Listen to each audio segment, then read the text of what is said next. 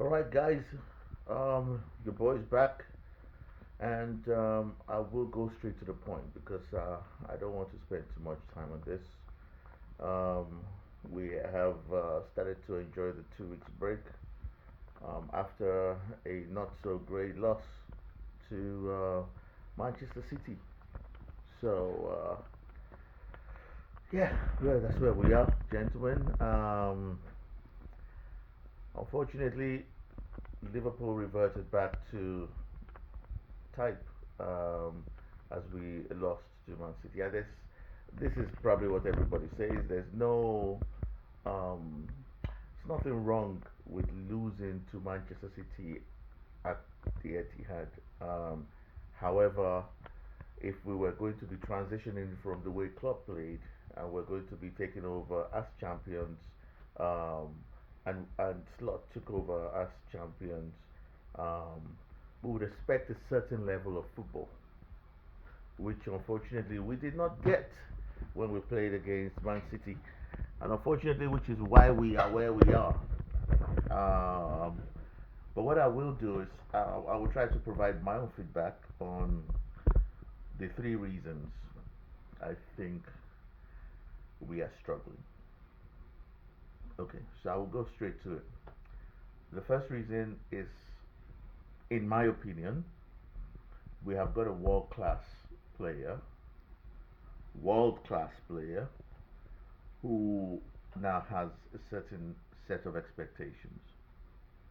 We have Mohamed Salah, lovely player, legend of the club. He has reached and touched and reveled in that status of world class. He's a legend.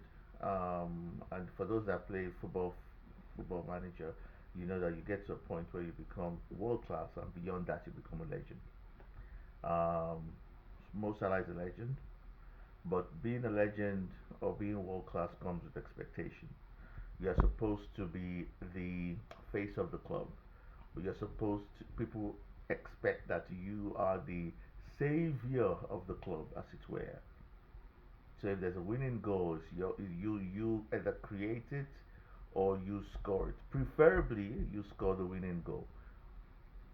So because of the fact that he's world class and everybody around him wants to be like Salah and like want to be world class and savior, we find ourselves in a situation where the attacking force just becomes very incohesive. We do not link together well, and it's very sad because we have seen more than once that the attack does not seem to have strategy. It's as if Salah plays for Salah and Gakpo plays for Gakpo, and the only person that seems to try to play for the team but does not understand the team is Verts and Ekitike. But because we've all screamed Ekitike's name for so long now, he now believes that yes, I am the one that should continue with this good start, rightly so, but I'm the one that should be scoring goals now. So we have three forwards that believe that they make the team. So we find ourselves with a world class player who does not pass the ball unless he has no choice. If he has a chance, he will try to score. He will never consider anybody to his left or to his right. He's trying to score. And because the truth of the matter is that he's no longer world class. He's no longer world class. He's a legend, but he's no longer world class. Because of that, he misses 90% of the chances he has. And he scores 10%, but he misses 90%. And if he passed 70 out of that, 70% or even 50% of that, we will score more goals. And the same thing applies to Gakpo. Everybody knows how Gakpo plays now. He is so predictable. He cuts in, he tries to shoot. He cuts in, if he cannot shoot, he will pass back. He cuts in, he tries to shoot. If he goes straight down and gets to the line, his cross will not be good enough. So everybody knows how he plays. And then we have Ekitike, who is a good player, but he's always dropping in. And the problem with dropping in is that when you drop in, there's nobody at the front, unless you have the likes of Soboslai that then takes matters into his hand and he runs forward, and then he is someone that is probably providing an attacking threat. But outside of that, Ekitike drops back. There's nobody that is in front. There's nobody that is now going to build. We are going to build an attack towards. So we struggle to score. For me, that's the first reason. The second reason, and I know a lot of people might not believe me, but we'll find out eventually. Second reason is this: Virgil van Dijk's attitude to defending. Now, the problem is not Virgil van Dijk, it's his attitude to defending. And while his attitude to defending fits him, the problem is that everybody around him, thinking that he's a world class defender, tries to adopt that same style. I've said it in a past video. Virgil is good at doing what Virgil does, but then it becomes a catastrophe when everybody tries to play like Virgil. You cannot play like Virgil. Only Virgil can play like Virgil. But you now have the likes of Konate, even the likes of what's his name, Robbo, even the likes of um, at the time Trent. Everybody now started to play calm football, calm as you like football. Virgil van Dijk does not play aggressive defending. He's always calm. Remember when Konate came into Liverpool? The reason why we picked the Liverpool club selected Konate over Upamecano was that we went to scout Upamecano, but we saw how aggressive and passionate a defender Konate was, and we went for Konate. Well, that's what I was told. But that was how much we saw, how aggressive we saw him. And when he came in, the first few games, aggressive defending was all we saw from Konate. Then suddenly he started to play like Van Dijk, the Van Dijk style of defending, calm as you like. And when you try to play calm as you like, it does not work if you're not Van Dijk. And you find yourself then panicking and trying to get yourself out of position and then suffering. We need to stop playing calm as you like football. As a defender, our work is to be aggressively defending. Throw yourself at the ball. Don't just stand. Virgil van Dijk stands and backs the ball when a shot is taken.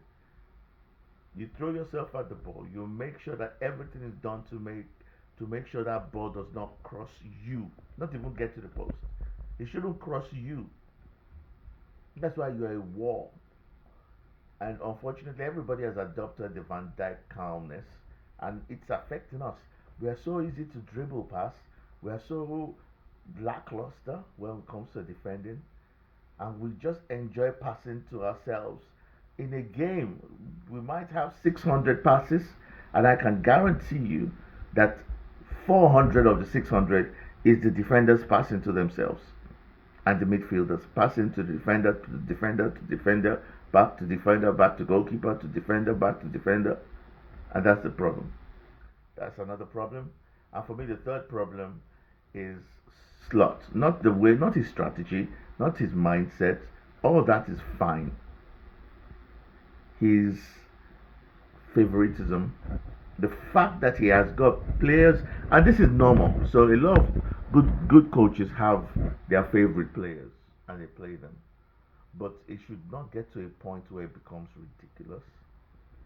It is so clear that he has his favorite players, and there are some players that he just does not like, and he leaves them. And these players that he leaves out provide valuable contributions to the squad. They come in and they play so well, and yet he will bench them in the ensuing game.